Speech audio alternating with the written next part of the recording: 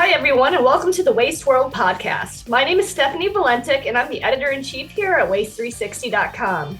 Each week, Gage and I are joined by professionals, influencers, and community members for in-depth discussions about the world of waste. And today we have a very special episode. It's a combo top stories podcast. And so, Gage, what do you have for us? Let's get it started. Well, I'd like to talk about the year. I think it was a pretty eventful year, a lot of news, a lot of stuff that kept us busy. So I'd like to hear first before we jump into these top 10 stories. What were your big highlights of the year? What did you think about this year in waste? Because I know where my mind is. I want to hear about what you were thinking of 2024 in waste. Mm-hmm.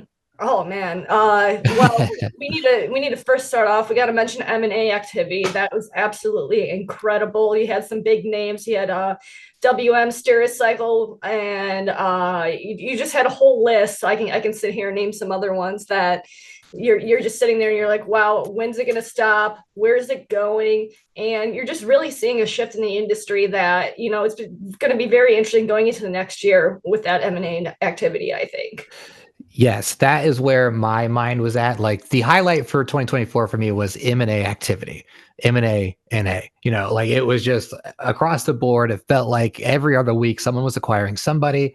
Someone was partnering with somebody. There was an expansion here and there. Parts were being sold off of, and I think we'll see that reflected a little bit in our top tens.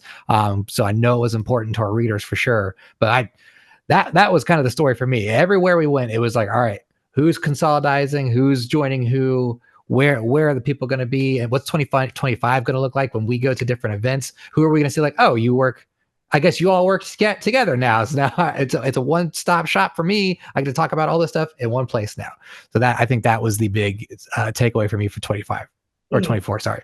Yeah, and you know what else really was interesting this year in terms of trends was the AI technology that is coming out is absolutely incredibly. So a lot of partnerships, a lot of different equipment that facilities are utilizing to better sort recycling and improve their processes.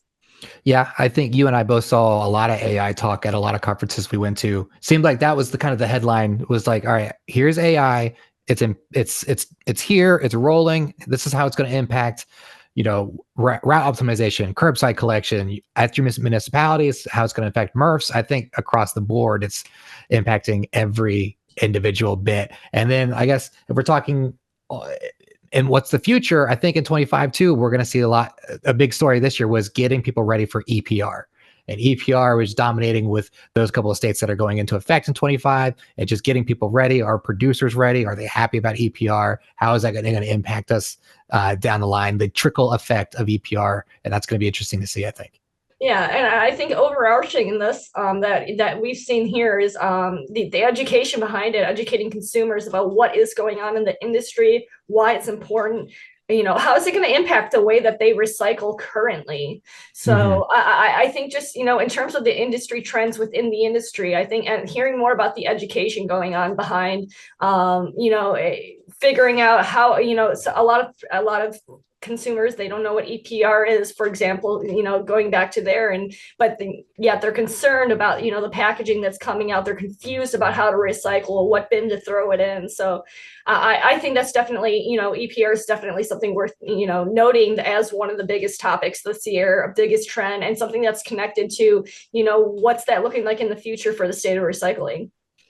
Do you think that EPR, if it's going to make producers more sustainable or eco-friendly conscious, is that going to make smarter recyclers at home? Maybe consumer households will be smarter about recycling or think more to it when they see producers doing the same? I definitely think that, when we're looking at producers and packaging, we need to look at the design phase of packaging. And that's where producers are really going to make that impact. It's not just using EPR saying, now we have to pay to recycle. Now it's saying, no, we need to go back to the design phase and we design packaging that's going to be recyclable. And I think that's going to make consumers, happy at the brands that they currently purchase, about the brands that they currently purchase. And that they're coming out with this more recyclable packaging. But when you rope in the education, I think that is going to make people realize, okay, glass, glass is a better choice. Things that are, infinitely recyclable can be recycled multiple times.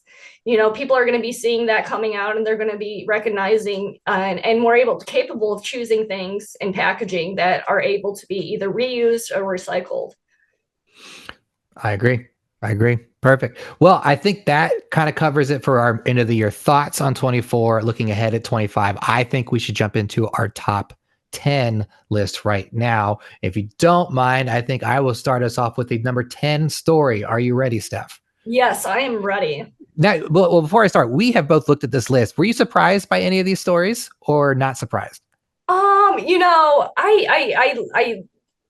don't know if I was necessarily surprised, but it's very interesting to see the variety of stories that we have I agree. in this top 10 list. And, it kind of, we were just talking about, what big topics. You'll see a lot of those reflected in these stories. And there are other topics that we didn't even mention that are very big, such as battery fires, that you'll see reflected in this list too. So I'm really looking forward to seeing what number 10 is.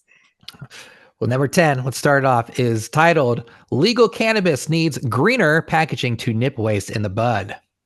That was our number 10 story. I'll give you a quick little readout here for our listeners at home. The legal cannabis market is growing nearly 14% a year. This is providing new opportunities for retailers, but competition is also fierce. That means that successful retailers will need to stand out from the crowd, not just with their products and value, but also their packaging. Often the first things consumers see, packaging can indeed influence purchase decisions. Thoughts on this story, Steph? Yes. This topic in particular, cannabis packaging, you have an industry that is, that is just growing significantly every year as legalization occurs across different states. It's medical waste, which is very interesting. You have a set of guidelines that, in terms of packaging that you're supposed to making it childproof, things like that. That makes it difficult to recycle and to design things that are able to be recycled. So to see this come up in the top 10 just indicates to me that that particular industry, cannabis, is going to be, interesting in terms of its connections to waste and where that's going in the next couple of years here. Right. Some quick hits for you here. We talked about how legal cannabis market is growing by 14% annually. Cannabis packaging market is increasing by 28.8% per year. And we know that only 9% of plastic globally is recycled. So that kind of we need to see a little balance there. We need to make sure that the packaging material can be more sustainable because as the article also notes, younger demographics like millennials and Gen Z make up 65% of cannabis users. And I've had different conversations with different podcasts we've done where the younger demographic seems to be the ones that are more eco-friendly. So I think if we can get the packaging for cannabis on board with our eco-friendly younger generations, we can cut down on some of that plastic waste and we can kind of make it a more sustainable market. No, absolutely. I think, the Gen Z and those generations are very much going to influence what we see our manufacturers and producers coming out with in terms of packaging. I think they're really listening. The other thing is that, that particular generation is very social media savvy, and they won't be quiet about it. They'll get out there and they'll say something if they don't see something that they either agree with or that's, on their lines of environmental, friendliness or sustainability. I think what we're going to see is, that generation in particular is really going to have a voice in what's going on with packaging. Let's move on. Our number 9 story is 12 states setting the standard for battery recycling and safety. Now, at the top of this, we talked a little bit about how battery recycling would show up in our top 10 list. This will not be the last one. Spoilers for another episode coming later. But this actually comes from me. I wrote this article. So here's my highlight. The summary here says laws, battery stewardship, and EPR can work to help keep batteries out of facilities and properly disposed of, which is a good start. And talking to frontline workers at facilities dealing with these hazardous time bombs, it's needed. I agree. Every single day we look at news stories, and every single day it's A fire was started here at this recycling facility. A truck is caught on fire here. Someone else is dealing with a problematic someone's losing millions of dollars in a MRF because something caught on fire. That something is always a battery. It's always a vape. It's always something that has like lithium ion in it that is just like could have been totally avoided, but here we are. Yeah. Thoughts on this, Steph? Absolutely. Going back to the, number 10 story, the cannabis story, you're looking at vapes. I think vapes are a very, very, very prevalent, issue when it comes to waste. There's no system for recycling them. You can do things to them, like you can turn, I've watched some YouTube videos on how to, take your old vapes and turn them into batteries, just because I'm looking for solutions. It's something that, and it's something that does not need to be put in a trash can and taken to a facility, because you have these $50 million facilities, and a vape goes up, and the battery gets nicked and it goes in the thermal rundown, and then there's millions of dollars of damage. So in my opinion, the battery fires, it's something that, from what do we do from an education standpoint? How do we make people more aware? How do we make where are we missing? Where are the links that we need to make those systems work where people are readily available to dispose of them? Right. And speaking of vapes, I saw new research today that shows that 8.2 million vapes are thrown away weekly. 8.2 million. That's an insane number. Think of all those fires. And then speaking of fires, laid out, and we might hear a little bit about this later. July this year was the worst month ever for fires, with 48 reported fires. That's more than one fire a day, just happening because of these batteries. And it's just contributing to a large issue within the waste industry that really needs a look into. So that's why we wanted to highlight some of these states that have battery stewardships, like Washington's battery stewardship law, Vermont's primary battery stewardship law, which holds people accountable for throwing away fires or goes to preventing them when they get within a waste stream. So that's where we are. Cool. Anything else on this, or are we ready to move on to our number 8 story? Let's keep moving here. Let's keep rolling. Let's keep rolling. Where we're going here. Let's keep going. Now, someone who was busy in our parts was old Barry Shanoff. He did a lot of writing this year, and he's got his story here at number 8, which says, court rules warrantless trash searches legal in Arkansas drug case. Summary for this one reads, a federal, oh man, I write every day, but I am just not a great pronouncer sometimes. A federal appellate court considers the legality of evidence obtained from a warrantless trash search in a drug trafficking case in Arkansas. The court determines that this is reasonable expectation of privacy for trash left at the curb. Steph, what are your thoughts on this article? Well, I mean, as a fan, I do watch some true crime. Yeah, that's playing all the time in my house here because my wife loves true crime. Yeah, so it's really it really answers the question, is your trash, once it makes it to the curb, is it your trash anymore? And that's what I thought was really interesting about this particular article. And so I'm glad it made the top 10, because, you see these crime shows where they're like, we detectives and pulled something, a glass or a piece of paper, something out of the trash with the suspect's fingerprints on it, things like that. So this is really interesting because it really takes a look at that question, the legalities behind it.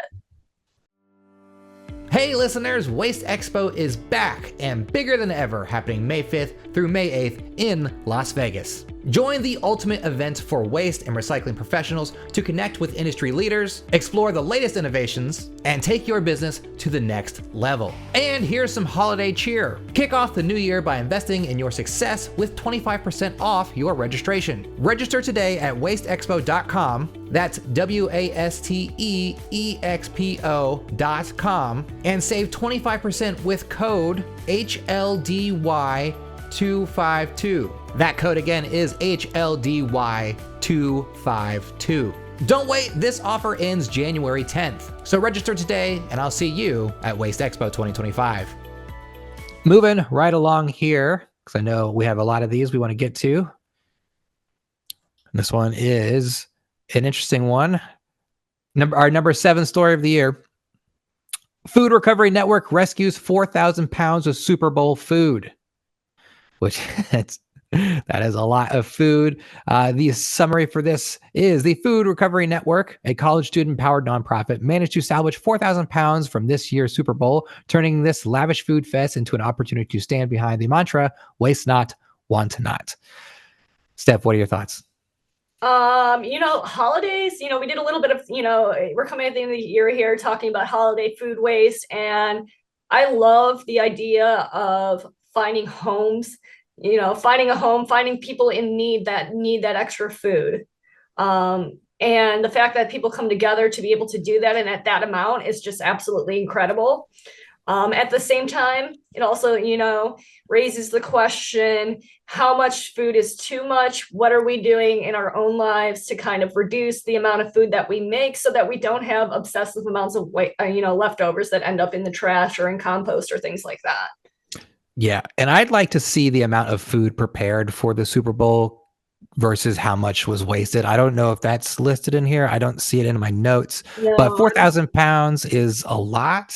And I mean, I'm a football fan. I know it's Super Bowl is a big thing. Everyone's like, oh, we got to make all this food for everyone coming over, but it always turns into overconsumption or over preparation where someone is just making, it's just too much. Maybe, like if you're hosting a Super Bowl party, maybe do like a potluck, make something that you think this will be good for us. Some other people can bring this and this instead of one person just like, oh, I'm going to go spend a lot of money and a lot of time preparing a whole bunch of food. Half of it's going to waste and they end up throwing it away. And food is, if not the most, the biggest contributor to landfill waste it's probably one or two, So I think with the Super Bowl needs to reevaluate. And I do like that there's programs like this, like the Just One Project or even Hellman stepping in to help with this one. So scale it back. You probably don't need to prepare that much food. I think that goes for almost any sporting event. It's just too much. Yeah, exactly. We're talking to all the moms out there too that make those extra big platters. Yeah, I feel like when we host, we do have leftover platters where someone will bring a platter, leave it, and I'm like, I'm stuck with like 8 subs. What am I going to do I'm not going to eat all of these, but I have to find a way to do something with them. No. But they do sometimes make good for, some foods you can freeze and space out your leftovers the right way. Yeah. All what you do with it and the amount that you're making. So right. Think before you throw it away. Please, God. All right. Let's move on to number 6, something we alluded to a little earlier. Our number 6 story of the year. WM to acquire medical waste services provider Stericycle for $7.2 billion. The quick snapshot here is Houston-based WM, formerly of Waste Management, has announced the purchase of Illinois medical waste services provider Stericycle. The move allows WM to offer its customers more comprehensive solutions, leveraging its focus on logistics and technology-enabled cost optimization. Steph, I'll get your thoughts on this one. I know when this story hit, it seemed like a bombshell. It was a big deal. It really, really was. I mean, it was absolutely I feel, and just, to the point that it came up in our top, I mean, it was one of the biggest merger and acquisition stories of the year.